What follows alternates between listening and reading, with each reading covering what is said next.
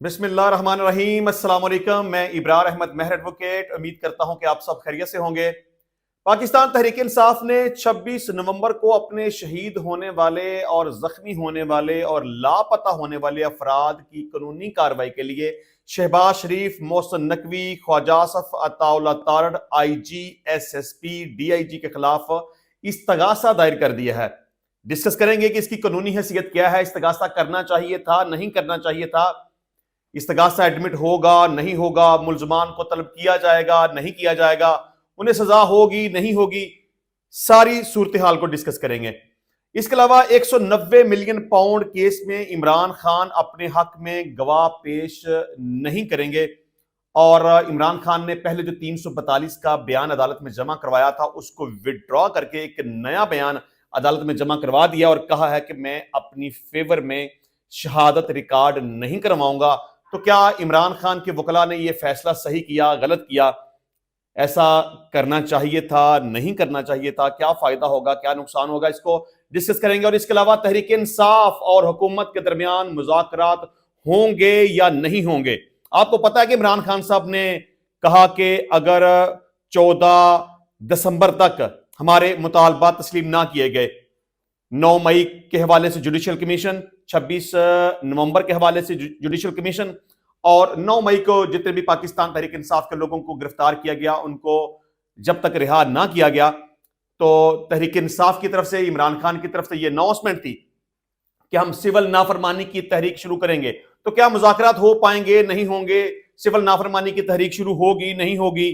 और अगर होगी तो क्या कामयाब होगी कि नहीं होगी, इसको भी डिस्कस करेंगे। और इसके अलावा डी चौक एहतजाज के हवाले से दर्जनों सहाफियों और वीलागर्स के खिलाफ रियासत मुखालफ झूठा बयानिया बनाने के मुकदमा दर्ज कर लिए गए हैं। उसकी तफसीलात क्या है उसको भी डिस्कस करेंगे। लेकिन सबसे पहले 190 मिलियन पाउंड केस। आपको पता है कि इमरान खान और बुशरा बीबी के खिलाफ 190 मिलियन पाउंड रेफरेंस जेर समात है नैब की अदालत में और ऑलमोस्ट उसकी प्रोसीडिंग मुकम्मल हो चुकी है, एविडेंस रिकॉर्ड हो चुकी है, क्रॉस एग्जामिनेशन हो चुका है, तफ्तीशी अफसरान की जो शहादत थी वो भी रिकॉर्ड हो चुकी है और अल्टीमेटली इमरान खान साहब को और बुशरा बीबी को यह हुक्म दिया गया था कि आप 342 का बयान अदालत में जमा करवाएं। यह भी जमा करवा दिया गया था। 342 का बयान यह होता है कि किसी भी केस में किसी भी मुल्जम के खिलाफ जो भी शहादत आती है उस हवाले से मुख्तलिफ किस्म के मुल्जम से या मुल्जमान से सवालात पूछे जाते हैं कि आपके खिलाफ ये फलां फलां फलां इल्जाम लगाया गया, आप इसके बारे में क्या कहते हैं। तो इमरान खान और बुशरा बीबी की तरफ से अदालत में 342 का जो बयान जमा करवाया गया था उसमें इमरान खान की तरफ से ये लिखा गया था, ये जवाब दिया गया था कि मैं अपने दिफा में शहादत पेश करना चाहता हूं और बुशरा बीबी की तरफ से यह जवाब दिया गया था कि मैं अपने दिफा में शहादत पेश नहीं करना चाहती। मेरा ख्याल है सबसे पहली गलती वकला से वहां पर हुई है कि आपको या तो दोनों की तरफ से यह कहना चाहिए था कि हम सफाई की शहादत पेश करना चाहते हैं या कहना चाहिए था कि हम सफाई की शहादत पेश नहीं करना चाहिए। ये थोड़ा सा गलत कर दिया कि एक बंदे के बारे में कह दिया कि पेश करेंगे, एक बंदे के बारे में कह दिया कि पेश नहीं करेंगे। ऐसा नहीं करना चाहिए था। और जहां तक मैं समझता हूं बतौर कानूनदान कि सफाई की शहादत पेश करनी चाहिए अपने दिफा में, यह एक अलग बात है कि केस को साबित करना प्रोसिक्यूशन की रिस्पॉन्सिबिलिटी है और प्रोसिक्यूशन की एविडेंस की बुनियाद पर अगर वो अपने केस को साबित कर लें तो सजा होगी, ना साबित करेंगे तो सजा नहीं होगी। मुल्जम के ऊपर कोई लाइबिलिटी नहीं आती, लेकिन फिर भी मुल्जम को अपने दिफा में शहादत अदालत के सामने पेश करनी चाहिए ताकि अदालत के सामने दो किस्म के मौकफ हों, एक मुद्दाई की तरफ से और एक मुल्जम की तरफ से। लेकिन चलें, इमरान खान साहब की तरफ से पहले जो मौकफ दिया गया, 342 के जो बयान दाखिल किए गए, वहां मौकफ था कि मैं अपने दिफा में, मैं अपनी सफाई में शहादत पेश करना चाहता हूं। लेकिन आज इमरान खान साहब के वकला की तरफ से 190 मिलियन पाउंड रेफरेंस केस की आज समात थी। इमरान खान साहब और बुशरा बीबी अदालत के अंदर मौजूद थे और बयान दिया गया वंस अगेन कि जो पहले बयान दिया गया था उसको विड्रॉ करते हैं। जो कहा गया था कि हम सफाई की शहादत देना चाहते हैं, लेकिन अब ये बयान हम जमा करवा रहे हैं कि अपने दिफा में हम सफाई की शहादत रिकॉर्ड नहीं करवाएंगे। میرا خیال ہے کہ ایسا نہیں کرنا چاہیے تھا، قانونی طور پہ اس کا نقصان ہوگا۔ عمران خان صاحب جب اپنا یہ ڈیفنس لے چکے تھے کہ میں اپنے دفاع میں شہادت ریکارڈ کرواؤں گا، تو ان کو شہادت ریکارڈ کروانی چاہیے تھی، اس کا عمران خان صاحب کو فائدہ ہوتا۔ لیکن یہ بات عمران خان صاحب کے خلاف جاتی ہے کہ انہوں نے اب یہ بیان دے دیا کہ میں اپنے دفاع میں صفائی کی شہادت ریکارڈ نہیں کروانا چاہتا۔ میں سمجھتا ہوں کہ یہ ایک قانونی غلطی ہے جس میں عمران خان صاحب کا کوئی قصور نہیں ہے، یہ خاص طور پر وکلا کی غلطی ہے۔ اچھا، یہاں مجھے ایک اور بات کی سمجھ نہیں آتی کہ تحریک انصاف کے پاس بڑے بڑے وکلا ہیں، بڑے بڑے نام ہیں، لیکن اکثر وہ بڑی بڑی غلطیاں کر جاتے ہیں۔ عمران خان صاحب کے اوپر جب قاتلانہ حملہ ہوا اس وقت بھی چلیں ایف آئی آر کا اندراج نہیں ہوا یا نہیں ہونا تھا، لیکن درخواست بالکل ابسرڈ تھی، فضول قسم کی درخواست تھی۔ کم از کم آپ کو اپنا موقف تو درست لینا چاہیے، بات کو ایک طریقے کے ساتھ، سلیقے کے ساتھ، تمیز کے ساتھ، قانون کے مطابق ترتیب دینا چاہیے اور پھر قانونی جو بھی رستہ ہے وہ اختیار کرنا چاہیے۔ ابھی میں آؤں گا تحریک انصاف کے جو لوگ شہداء کلیم کرتے ہیں کہ ان کے لوگ شہید ہوئے یا جو لوگ ان کے زخمی ہوئے یا لاپتہ ہوئے، اس کے حوالے سے بھی پاکستان تحریک انصاف کے وکلا نے کافی بڑی بڑی غلطیاں کی ہیں اور اس کا ان کو کیا کیا نقصان کا سامنا کرنا پڑے گا وہ بھی ڈسکس کریں گے۔ لیکن چلیں، پاکستان تحریک انصاف کے پاس نام تو بڑے بڑے ہیں وکلا کے، لیکن اب میرے وکیل بھائی ہیں، میں ان کے بارے میں کوئی ایسی بات نہیں کروں گا، لیکن وہ بڑی بڑی قانونی غلطیاں کرتے ہیں جو ان کو نہیں کرنی چاہیے۔ اچھا، اب بات کریں گے تحریک انصاف اور حکومت کے درمیان مذاکرات۔ آپ کو پتا ہے کہ عمران خان صاحب نے بڑے دو ٹوک انداز میں پہلے ایک فائنل کال دی تھی 24 نومبر کے حوالے سے، چلیں وہ بری طرح سے ناکام ہو گئی۔ میں نے کہا تھا کہ وہ ناکام ہو جائے گی، احتجاج ان کا کسی بھی کارآمد نہیں آئے گا اور جو بھی ان کی ڈیمانڈز ہیں ان میں سے کوئی ایک بھی پوری نہیں ہوگی۔ اب عمران خان صاحب نے ایک نیا کارڈ، ایک نیا پتہ یہ کھیلا ہے کہ 9 مئی کے واقعات کو لے کر ہمارے تحریک انصاف کے لوگوں کو جو گرفتار کیا گیا ہے ان کو رہا کر دیا جائے۔ تو پہلی بات تو یہ ہے کہ انہیں رہا نہیں کیا جائے گا۔ دیکھیں، ہر کام کا ایک طریقہ، ایک سلیقہ، ایک اصول، ایک ضابطہ، اس کے مطابق ہی چلنا ہوتا ہے نا۔ تو جب ان لوگوں کے کیسز عدالتوں میں پینڈنگ ہیں، عمران خان صاحب کے کیسز عدالتوں میں پینڈنگ ہیں، تو پھر عدالت کی مرضی کے خلاف جا کے آپ کو ریلیف کیسے مل سکتا ہے؟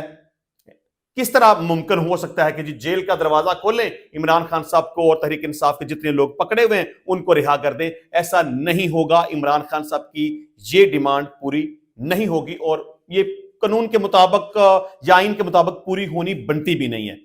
اب بات کریں گے دوسری طرف کہ 9 مئی کے حوالے سے جوڈیشل کمیشن بنایا جائے۔ ٹھیک ہے، بات درست ہے، کیونکہ عمران خان کا موقف ہے کہ ہمارے خلاف سازش کی گئی، جھوٹا بیانیہ بنایا گیا، کریک ڈاؤن کیا گیا، لوگوں کو اٹھایا گیا، مقدمات بنائے گئے، کچھ لوگوں کی جانیں چلی گئیں، کچھ لوگ زخمی ہو گئے۔ جوڈیشل کمیشن بنایا جائے، صحیح بات ہے، بنایا جانا چاہیے۔ اس حوالے سے تحریک انصاف نے جو اچھا کام کیا وہ یہ تھا کہ سپریم کورٹ میں ایک پٹیشن فائل کر دی کہ جی ہمارے ساتھ یہ زیادتی ہوئی ہے، جوڈیشل کمیشن بنایا جائے تاکہ حقائق واضح ہو سکیں۔ اس کیس کو انٹرٹین کر بھی لیا گیا ہے اور آئندہ کچھ دنوں کے اندر اس کا فیصلہ بھی ہو جائے گا کہ جوڈیشل کمیشن بنتا ہے کہ نہیں بنتا۔ میرا خیال ہے کہ حکومت اس حوالے سے مذاکرات نہیں کرے گی۔ دو باتیں ہو گئی۔ تیسرے نمبر پہ 26 نومبر کو جو پاکستان تحریک انصاف کا موقف ہے کہ ان کے اوپر سیدھی گولیاں چلائی گئیں، ان کے لوگوں کو شہید کیا گیا، کچھ لوگوں کو زخمی کر دیا گیا، کچھ لوگ لاپتہ ہو گئے، اس حوالے سے جوڈیشل کمیشن بنایا جائے۔ تو میرا خیال ہے کہ اس حوالے سے بھی تحریک انصاف کے مذاکرات شروع نہیں ہوں گے۔ اگر شروع ہوں گے تو وہ کسی منطقی نتیجے پر نہیں پہنچیں گے اور وہ ناکام ہو جائیں گے۔ دیکھیں، اس کی وجہ ہے نا، لاجک ہے کہ پاکستان تحریک انصاف کا پہلے یہ موقف تھا کہ ہم گورنمنٹ کے ساتھ مذاکرات نہیں کرنا چاہتے۔ گورنمنٹ کہتی تھی کہ ہم آپ کے ساتھ مذاکرات کرنا چاہتے ہیں، لیکن تحریک انصاف بات چیت حکومت کے ساتھ شروع نہیں کر رہی تھی۔ تحریک انصاف کا یہ موقف تھا کہ ہم طاقتور بندے کے ساتھ مذاکرات کریں گے، مطلب کہ چیف آف آرمی سٹاف کے ساتھ، لیکن فوج تحریک انصاف کے ساتھ مذاکرات کرنے کے لیے تیار نہیں تھی، کیونکہ آپ ان کو برا بھلا کہتے ہیں، گالیاں دیتے ہیں، چور، قاتل، غدار، پتہ نہیں کیا کیا آپ ان کو کہتے ہیں۔ اب بات یہاں تک آ گئی ہے کہ تحریک انصاف حکومت کے ساتھ مذاکرات کرنا چاہتی ہے، حکومت بھی بظاہر یہ ڈرامہ کر رہی ہے کہ ہم آپ کے ساتھ مذاکرات کرنا چاہتے ہیں، لیکن در حقیقت ایسا نہیں ہے۔ اچھا، ایک کامن سینس کی بات ہے نا، حکومت کیوں چاہے گی کہ تحریک انصاف کے ساتھ ہم مذاکرات کریں؟ کیونکہ ان کو پتا ہے کہ ہم جس چور رستے سے حکومت میں آئے ہیں، ہم نے جو کچھ بھی کیا، اچھا کیا، برا کیا، واٹ ایور، جو کچھ بھی معاملات تھے، وہ تو شکر کرتے ہیں کہ جی 9 مئی کے جو بھی واقعات ہوئے وہ تحریک انصاف کے کھاتے میں پڑ گئے ہیں، وہ آپ کے ساتھ کیوں مذاکرات کریں گے؟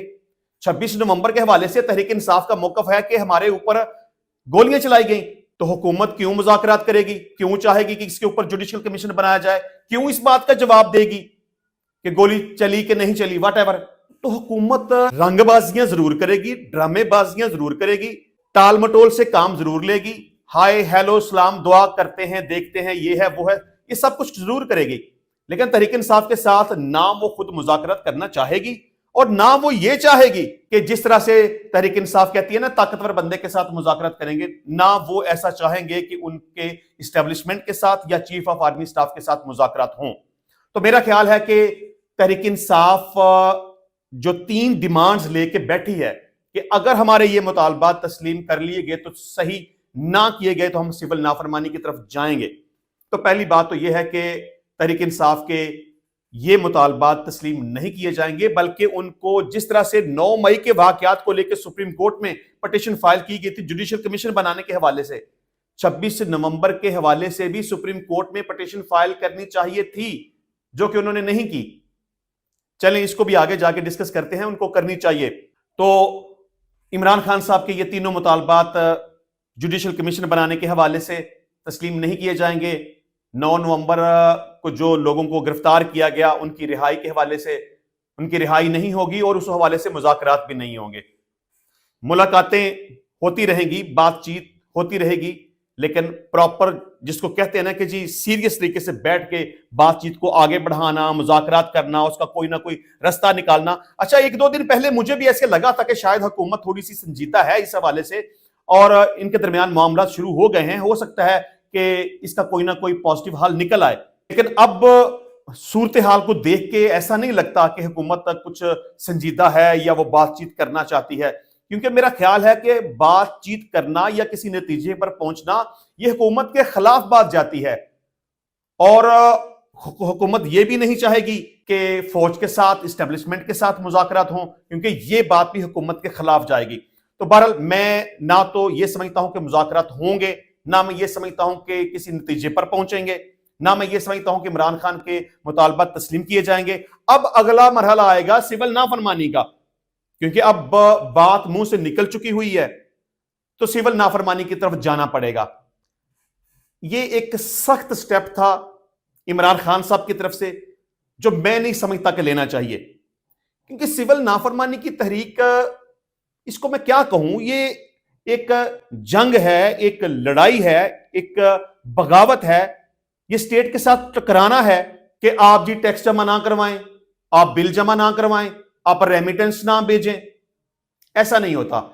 عمران خان صاحب سول نافرمانی کی کال تو ضرور دیں گے، لیکن وہ بری طرح سے ناکام ہو جائے گی، کیونکہ پاکستانی شہری افورڈ ہی نہیں کر سکتے، نہ اوورسیز پاکستانی افورڈ کر سکتے ہیں کہ وہ ریمیٹنس نہ بھیجیں، نہ یہاں پر موجود پاکستانی یہ افورڈ کر سکتے ہیں کہ وہ ٹیکس ادا نہ کریں، نہ وہ یہ افورڈ کر سکتے ہیں کہ وہ بجلی اور گیس کے بل ادا نہ کریں۔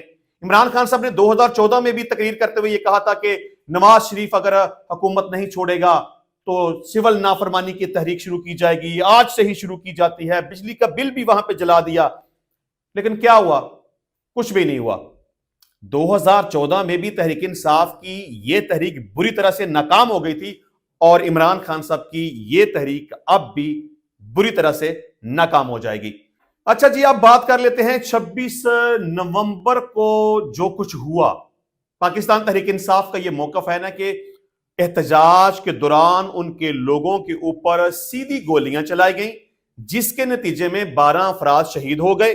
چلیں یہ ایک الگ بات ہے کہ پہلے ان کا موقف کچھ اور تھا، درجنوں کی تعداد میں، سینکڑوں کی تعداد میں، واٹ ایور، لیکن ان شارٹ کے 12 افراد کو شہید کیا گیا، تقریباً 38 یا 39 لوگوں کو زخمی کیا گیا، اور تقریباً 125 یا 150 کے لگ بھگ لوگ لاپتہ ہو گئے۔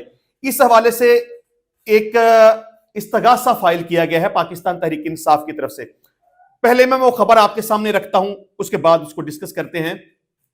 پاکستان تحریک انصاف نے 24 نومبر کے احتجاج کے تناظر میں وزیر اعظم شہباز شریف اور دیگر کے خلاف کارروائی کے لیے عدالت سے رجوع کر لیا۔ Chairman P T I barrister Gohar نے لطیف کھوسہ کی وساطت سے اسلام آباد ڈسٹرکٹ کورٹ میں کرمنل کمپلینٹ دائر کر دی ہے۔ میڈیا رپورٹس کے مطابق درخواست میں وزیر اعظم شہباز شریف، وفاقی وزیر داخلہ محسن نقوی، وزیر دفاع خواجہ آصف، وزیر اطلاعات Attaullah Tarar, I G, S S P, D I G اور دیگر کے خلاف بھی کارروائی کی استدعا کی گئی ہے۔ عدالت میں دائر کردہ کمپلینٹ میں 38 زخمی پی ٹی آئی کارکنوں کی فہرست بھی منسلک کی گئی ہے۔ اس میں 12 افراد جو شہید کیے گئے ان کے نام کی لسٹ بھی شامل کی گئی ہے، جبکہ تحریک انصاف کے 139 لاپتہ کارکنوں کی لسٹ بھی ساتھ لگائی گئی ہے۔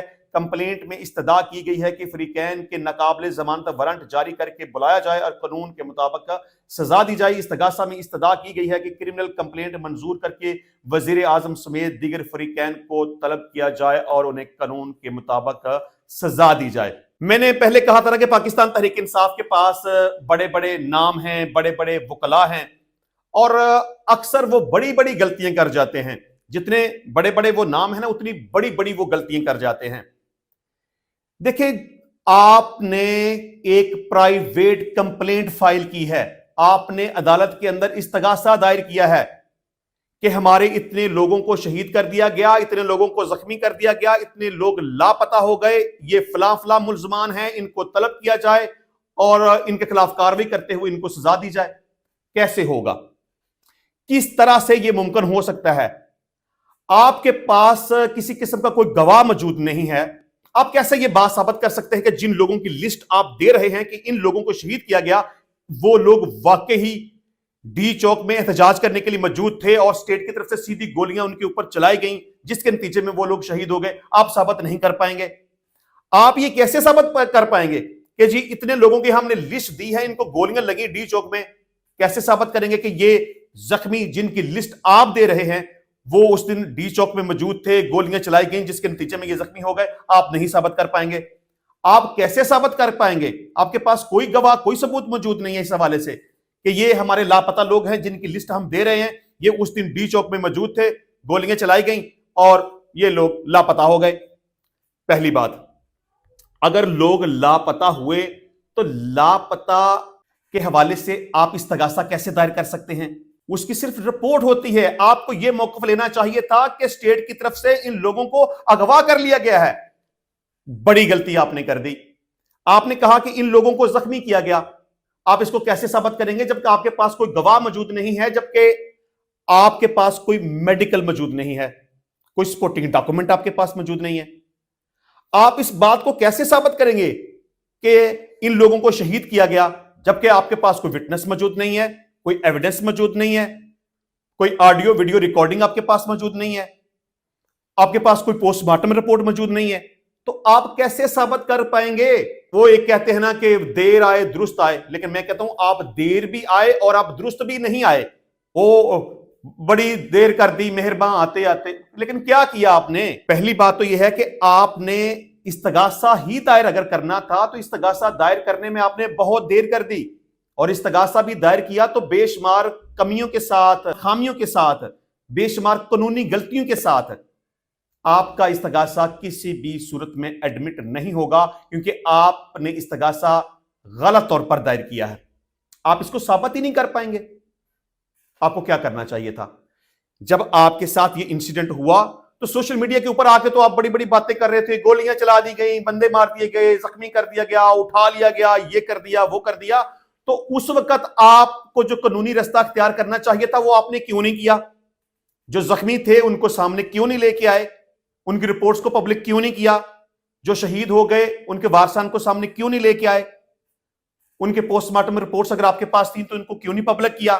جو لوگ گم شدہ ہو گئے اس کے بارے میں آپ نے رپورٹ کیوں نہیں دی؟ کیوں نہیں بتایا؟ آپ کو اس وقت ہی ایک قانونی رستہ اختیار کرنا چاہیے تھا، بجائے اس کے کہ آپ تقریریں کرتے کہ اتنے لوگ مر گئے، اتنے لوگ زخمی ہو گئے، اتنے لوگ لاپتہ ہو گئے۔ آپ کو اندراج مقدمہ کے لیے متعلقہ پولیس اسٹیشن میں اپلیکیشن جمع کروانی چاہیے تھی۔ آپ کی درخواست کے اوپر اگر کارروائی نہ ہوتی یا آپ کی اپلیکیشن کو انٹرٹین نہ کیا جاتا تو تب آپ کے پاس فورم تھا کہ آپ اپنے متعلقہ جسٹس آف پیس کے پاس جاتے، وہاں پہ اندراج مقدمہ کی پٹیشن فائل کرتے۔ اگر وہاں پر بھی آپ کی نہ سنوائی ہوتی تو آپ کے پاس فورم تھا کہ آپ ہائی کورٹ میں جاتے، وہاں پہ کہتے کہ ہمارے ساتھ یہ غلط ہوا، یہ ظلم اور ناانصافی ہوئی، ہماری ایف آئی آر کا اندراج کیا جائے. لیکن آپ پولیس اسٹیشن بھی نہیں گئے، آپ جسٹس آف پیس کے پاس بھی نہیں گئے، آپ ہائی کورٹ کے پاس بھی نہیں گئے، جو کہ آپ کو کرنا چاہیے تھا. یہ آپ نے بہت بڑی قانونی غلطی کی ہے جو کہ آپ نے ایسا نہیں کیا. آپ ایک استغاثہ آپ لے کے چلے گئے ہیں مجھے اسٹیٹ کی عدالت میں. آپ کے پاس وٹنس نہیں ہوگا، آپ کے پاس میڈیکل نہیں ہوگا، آپ کے پاس پوسٹ مارٹم نہیں ہوگا، آپ کسی کو اسپیسیفک نومینیٹ نہیں کر پائیں گے، کسی کو اسپیسیفک آپ کوئی الزام نہیں دے پائیں گے، کوئی آپ کے پاس کوئی کراپریٹو پیس آف ایویڈنس نہیں ہوگا. تو مجھے اسٹیٹ صاحب تو آپ کے پاس سے سوال پوچھیں گے نا کہ جناب میں نے اس استغاثے کو کیسے ایڈمٹ کرنا ہے؟ آپ نے جو قانونی رستہ بنتا تھا آپ نے تو وہ اختیار نہیں کیا، تو میں اس کو کیسے ایڈمٹ کروں؟ استغاثہ ایڈمٹ نہیں ہوگا، ملزمان کو طلب نہیں کیا جائے گا. استغاثے میں بے شمار قانونی غلطیاں اور خامیاں موجود ہیں. جو قانونی رستہ اختیار کیا جانا چاہیے تھا وہ نہیں کیا گیا. تھانے والا، جسٹس آف پیس والا، ہائی کورٹ والا اور جوڈیشل کمیشن کے حوالے سے جو سپریم کورٹ میں پٹیشن فائل کی جانی چاہیے تھی وہ آپ نے نہیں کی. دیکھیں آپ کا یہ موقف ہے، ٹھیک ہے، اس میں سچائی ہو سکتی ہے. حکومت اس کو تسلیم نہیں کرتی، انکار کرتی ہے، حکومت غلط ہو سکتی ہے، لیکن اس کا جو پراپر طریقہ کار تھا وہ اختیار کیا جانا چاہیے تھا جو کہ نہیں کیا گیا. میں سمجھتا ہوں کہ اب بھی پاکستان تحریک انصاف کو سپریم کورٹ آف پاکستان میں پٹیشن فائل کرنی چاہیے کہ 26 نومبر کو ہمارے اوپر گولیاں چلائی گئیں، ہمارے لوگ لاپتہ ہو گئے، ان کو اٹھایا گیا، ان کو زخمی کیا گیا، ان کو مار ڈالا گیا. اس حوالے سے جوڈیشل کمیشن بنایا جائے. ماں سوائے یہ کہ آپ یہ کہہ دیں، آپ تھریٹ کال دے دیں کہ جی جوڈیشل کمیشن بنا دیں ورنہ سول نافرمانی کی طرف جائیں گے. ایسے نہیں، کورٹ میں جائیں، باقاعدہ طور پر ایک پٹیشن فائل کریں. جس طرح سے 9 مئی کے واقعات کے حوالے سے آپ نے جوڈیشل کمیشن بنانے کے لیے پٹیشن فائل کی، جیسے کہ آپ نے 8 فروری کے حوالے سے جوڈیشل کمیشن بنانے کے حوالے سے پٹیشن فائل کی، اسی طرح آپ کو سول نافرمانی کی طرف نہیں جانا چاہیے، تھریٹ کال نہیں دینی چاہیے. سپریم کورٹ میں جوڈیشل کمیشن بنانے کے حوالے سے پٹیشن فائل کرنی چاہیے اور جوڈیشل کمیشن اس کے اوپر بننا چاہیے. تحریک انصاف بے شک جتنی مرضی غلطیاں کر رہی ہے، لیکن اس کے باوجود بھی میں یہ سمجھتا ہوں کہ ان کو سپریم کورٹ میں جوڈیشل کمیشن کے لیے جانا چاہیے اور جوڈیشل کمیشن بننا چاہیے. اس کی باقاعدہ طور پہ انویسٹیگیشن ہونی چاہیے، پراپر طریقے سے یہ میٹر انکوائر ہونا چاہیے، ذمہ داران کا تعین ہونا چاہیے. گولی چلی نہیں چلی، کس نے چلائی، کس پر چلائی، زخمی ہوا نہیں ہوا، کوئی بندہ مرا نہیں مرا، گواہ ہوا نہیں ہوا، کوئی لاپتہ ہوا نہیں ہوا، یہ سب باتیں کلیئر صرف اور صرف جوڈیشل کمیشن میں ہو سکتی ہیں. استغاثہ ایڈمٹ نہیں ہوگا. میں سمجھتا ہوں کہ پاکستان تحریک انصاف کو جو پراپر ایک قانونی فورم ہے وہ اختیار کرنا چاہیے. یہ جس طرح سے وہ اس کیس کو لے کے چل رہے ہیں نا، اس طرح سے تحریک انصاف کو کوئی فائدہ نہیں ہوگا. اچھا جی، اس کے علاوہ ڈی چوک میں احتجاج کے حوالے سے درجنوں صحافیوں اور ویلاگرز کے خلاف ریاست مخالف جھوٹا بیانیہ بنانے کے حوالے سے مقدمہ درج کر لیا گیا ہے. ڈان نیوز کے مطابق پیکا ایکٹ کے تحت درج کیے گئے مقدمات میں نامزد ملزمان پر ریاستی اداروں کے خلاف جھوٹا بیانیہ بنا کر پھیلانے اور لوگوں کو اکسانے کے الزامات عائد کیے گئے ہیں. F I A cyber crime wing کی جانب سے درج کیے گئے مقدمات میں صحافی ہرمیت سنگھ، احمد نورانی، عبد القادر، حسنین رفیق، سلمان درانی، عمران کھٹانہ، مریم شفقت ملک اور رضوان احمد خان کو نامزد کیا گیا ہے. مقدمے میں کہا گیا ہے کہ صحافی ہرمیت سنگھ نے اپنے ٹویٹر پروفائل کے ذریعے پاکستان کے ریاستی اداروں کے خلاف بدنیتی پر مبنی بیانی کو فروغ دیا، جس میں 24 سے 27 نومبر 2024 کے واقعات بھی شامل ہیں. مقدمے کے مطابق صحافی ہرمیت سنگھ نے عوام کو پرتشدد کارروائیوں کی طرف مائل کرنے، شہریوں میں خوف و ہراس اور عدم تحفظ کا احساس پیدا کرنے اور ریاست کے ستونوں کے درمیان عداوت پیدا کرنے کی کوشش کی. مقدمے کے مطابق ہرمیت سنگھ نے مخصوص لوگوں کے سیاسی مفادات کے لیے صوبائیت اور نسلی انتشار کو ہوا دی، جو کہ بغاوت کی مذموم حرکت ہے. تو انشاءاللہ ملتے ہیں نیکسٹ ٹائم نئی ویڈیو میں نئے ٹاپک کے ساتھ. تب تک کے لیے اجازت دیجیے. اللہ حافظ.